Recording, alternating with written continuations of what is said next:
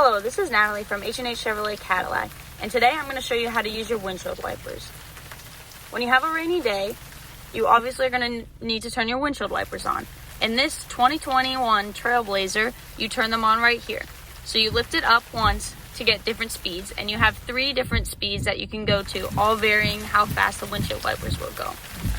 Today, we have the intermediate control, so you might want to adjust just slightly how much we have the windshield wipers on. So if we turn it on just one, it'll go and it'll have about 20 seconds in between when you will have your next time that the windshield wipers go.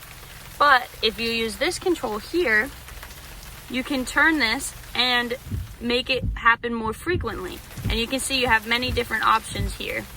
In total, you have 5 different intermediate controls. So if I want to turn that on here and keep it on low, this will help it to only go less frequently, but just the right amount. Secondly, you also have an intermediate control for your rear. It says right here, rear.